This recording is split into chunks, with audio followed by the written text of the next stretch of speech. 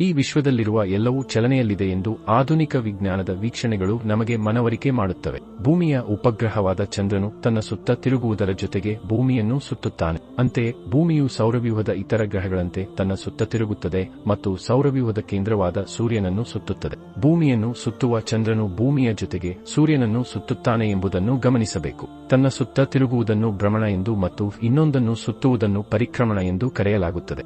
ಸೂರ್ಯನಿಗೂ ಚಲನೆ ಇದೆ. ಸೂರ್ಯನು ತನ್ನ ಸುತ್ತ ತಿರುಗುತ್ತಾನೆ ಮತ್ತು ಸೂರ್ಯನನ್ನು ಒಳಗೊಂಡ ಸೌರವ್ಯೂಹವು ಒಟ್ಟಾರೆಯಾಗಿ ನಮ್ಮ ಗ್ಯಾಲಕ್ಸಿಯಾದ ಆಕಾಶಗಂಗೆಯ ಕೇಂದ್ರವನ್ನು ಪರಿಕ್ರಮಿಸುತ್ತದೆ. ಸೂರ್ಯನಂತೆಯೇ ಇತರ ನಕ್ಷತ್ರಗಳು ಇದೇ ರೀತಿ ಪರಿಕ್ರಮಿಸುತ್ತಿವೆ. ಈ ರೀತಿಯಾಗಿ ಎಲ್ಲ ಗ್ಯಾಲಕ್ಸಿಗಳ ನಕ್ಷತ್ರಗಳು ಆ ಗ್ಯಾಲಕ್ಸಿಗಳ ಕೇಂದ್ರವನ್ನು ಸುತ್ತುತ್ತವೆ. ವಿಶ್ವದ ವಿಕಾಸದ ಫಲವಾಗಿ ಗ್ಯಾಲಕ್ಸಿಗಳು ಪರಸ್ಪರ ದೂರವಾಗುತ್ತಿವೆ. ಭೂಮಿಯ ಮೇಲೆ ವಾಸಿಸುವ ನಾವು ಯಾವೆಲ್ಲ ರೀತಿಯ ಚಲನೆಗಳಿಗೆ ಒಳಪಟ್ಟಿದ್ದೇವೆ ಎಂದು ಯೋಚಿಸಿ. ಭೂಮಿಯು ತನ್ನ ಸುತ್ತ ತಿರುಗುತ್ತದೆ ಮತ್ತು ಸೂರ್ಯನನ್ನು ಸುತ್ತುತ್ತದೆ. ಸೌರವ್ಯೂಹದ ಜೊತೆಗೆ ಗ್ಯಾಲಕ್ಸಿಯ ಕೇಂದ್ರವನ್ನು ಸುತ್ತುತ್ತದೆ. ವಿಶ್ವದ ವಿಕಾಸದ ಫಲವಾಗಿ ನಮ್ಮ ಆಕಾಶಗಂಗೆಯ ಚಲನೆಗೆ ಭೂಮಿಯೂ ಒಳಪಡುತ್ತದೆ. ಸಂಕ್ಷಿಪ್ತವಾಗಿ ಎಲ್ಲವೂ ವಿಶ್ವದ ಚಲನೆಗಳ ಭಾಗವಾಗಿದೆ ಎಂದರ್ಥ. ಪ್ರಾಚೀನ ಕಾಲದಲ್ಲಿ ಮನುಷ್ಯನು ಭೂಮಿಯೇ ವಿಶ್ವದ ಕೇಂದ್ರವೆಂದು ಮತ್ತು ಈ ಸ್ಥಿರವಾದ ಭೂಮಿಯನ್ನು ಆಕಾಶದ ಗೋಳಗಳು ಸುತ್ತುತ್ತಿವೆ ಎಂದು ಭಾವಿಸಿದ್ದ. ಇದನ್ನು ಭೂಕೇಂದ್ರಿತ ವಿಶ್ವ ಸಿದ್ಧಾಂತ ಎಂದು ಕರೆಯಲಾಗುತ್ತದೆ. ನಂತರ ಸೂರ್ಯನೇ ವಿಶ್ವದ ಕೇಂದ್ರವೆಂದು ಮತ್ತು ಗ್ರಹಗಳೆಲ್ಲವೂ ಸೂರ್ಯನನ್ನು ಸುತ್ತುತ್ತವೆ ಎಂದು ಸಾಬೀತಾಯಿತು. ಇದನ್ನು ಸೌರಕೇಂದ್ರಿತ ವಿಶ್ವ ಸಿದ್ಧಾಂತ ಎಂದು ಕರೆಯಲಾಗುತ್ತದೆ.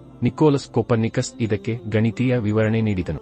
1543ರಲ್ಲಿ ಅವನ ಪುಸ್ತಕವಾದ ಆಕಾಶದ ಗೋಳಗಳ ಭ್ರಮಣದ ಬಗ್ಗೆ ಪ್ರಕಟವಾದಾಗ ವಿಶ್ವದ ಬಗ್ಗೆ ಮನುಷ್ಯನ ದೃಷ್ಟಿಕೋನದಲ್ಲಿ ಒಂದು ದೊಡ್ಡ ಕ್ರಾಂತಿಯೇ ನಡೆಯಿತು ಎನ್ನಬಹುದು. ವಿಜ್ಞಾನವು ಮತ್ತಷ್ಟು ಮುಂದುವರೆದು ಸೂರ್ಯನು ವಿಶ್ವದ ಕೇಂದ್ರವಲ್ಲ, ಸೂರ್ಯನು ಕೋಟ್ಯಂತರ ನಕ್ಷತ್ರಗಳಲ್ಲಿ ಕೇವಲ ಒಂದು ಮಾತ್ರ ಎಂದು ಮತ್ತು ಸೂರ್ಯನನ್ನು ಒಳಗೊಂಡ ಸೌರವ್ಯೂಹವು ನಮ್ಮ ಆಕಾಶಗಂಗೆಯ ಕೇಂದ್ರವನ್ನು ಸುತ್ತುತ್ತದೆ ಎಂದು ನಂತರದ ಸಂಶೋಧನೆಗಳು ದೃಢಪಡಿಸಿದವು. ಭೂಕೇಂದ್ರಿತ ವಿಶ್ವಕಲ್ಪನೆಯು ಸರಿಯಲ್ಲ ಎಂದು ವೈಜ್ಞಾನಿಕವಾಗಿ ಸ್ಥಾಪಿಸಿದ ಕೋಪರ್ನಿಕಸ್ನ ವಿವರಣೆಯು ಜಗತ್ತಿನ ಇತಿಹಾಸದಲ್ಲೇ ಅತ್ಯಂತ ದೊಡ್ಡ ಕ್ರಾಂತಿಯಾಗಿತ್ತು. ಆದರೆ ಅವನಿಗಿಂತ 4 ಶತಮಾನಗಳ ಹಿಂದೆ ಪ್ರಮುಖ ಕುರ್ಆನ್ ವ್ಯಾಖ್ಯಾತ ಇಮಾಮ್ ರಾದಿ ಪವಿತ್ರ ಕುರ್ಆನ್ನ ಆಧಾರದ ಮೇಲೆ ಭೂಕೇಂದ್ರಿತ ವಿಶ್ವಕಲ್ಪನೆಯು ಸರಿಯಲ್ಲ ಎಂದು ಹೇಳಿದ್ದಾನೆ. ಆಕಾಶದ ಗೋಳಗಳು ಮತ್ತು ಪ್ರಕೃತಿಯ ವಿದ್ಯಮಾನಗಳ ಚಲನೆಗಳ ಬಗ್ಗೆ ಕುರ್ಆನ್ನ ಸೂಕ್ತಿಗಳು ಪ್ರತಿಯೊಂದೂ ತನ್ನ ಭ್ರಮಣದ ಮಾರ್ಗದಲ್ಲಿ ಈಜುತ್ತಿದೆ ಎಂದು ಕೊನೆಗೊಳಿಸುತ್ತದೆ. ಫಲಕ್ ಎಂದರೆ ವೃತ್ತಾಕಾರದ ಸಂಚಾರದ ಮಾರ್ಗ ಎಂದು ಪ್ರಮುಖ ಸಹಾಬಿಯು ಕುರ್ಆನ್ ವ್ಯಾಖ್ಯಾತನು ಆದ ಇಬ್ನ್ ಅಬ್ಬಾಸ್ ರಜಿಯಲ್ಲಾಹು ಅನ್ಹು ಸ್ಪಷ್ಟಪಡಿಸಿದ್ದಾನೆ. ಮಾನವ ಸಾಮರ್ಥ್ಯಗಳಿಂದ ರೂಪುಗೊಳ್ಳಲಾಗದಂತೆ ಸಮಗ್ರವಾದ ಮತ್ತು ಸಂಪನ್ನವಾದ ಕುರ್ಆನ್ನ ವಿಶಾಲತೆಯನ್ನು ಒಪ್ಪಿಕೊಂಡು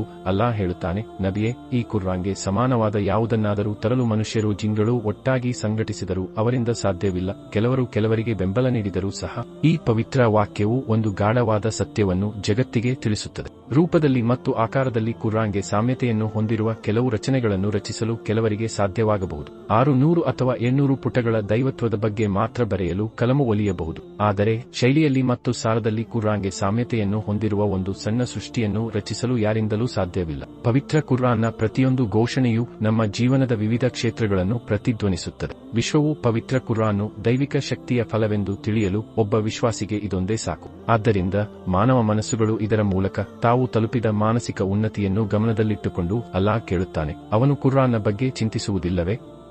ಅದು ಅಲ್ಲಾಹನಲ್ಲದವರಿಂದ ಬಂದಿದ್ದರೆ ಅವರು ಅದರಲ್ಲಿ ಅಸಂಖ್ಯ ವಿರೋಧಾಭಾಸಗಳನ್ನು ಕಾಣುತ್ತಿದ್ದರು. ಅಲ್ಲಾಹ್ ಸುಬ್ಹಾನಹು ವ ತಆಲಾ ಕುರ್ಆನ್ನ ನಂಬಿಕೆಯನ್ನು ದೃಢವಾಗಿ ಹಿಡಿದಿಡಲು ತೌಫೀಕ್ ನೀಡಲಿ. ಆಮೀನ್. ಈ ವಿಡಿಯೋ ನಿಮಗೆ ತಲುಪಲು ಕಾರಣವಾದವರಿಗಾಗಿ ವಿಶೇಷವಾಗಿ ದುಆ ಮಾಡಿ ಎಂದು ನೆನಪಿಸುತ್ತಾ, ಇನ್ಶಾ ಅಲ್ಲಾಹ್ ಮತ್ತೊಂದು ವಿಡಿಯೋದೊಂದಿಗೆ ನಂತರ ಭೇಟಿಯಾಗೋಣ. ದುಆದೊಂದಿಗೆ.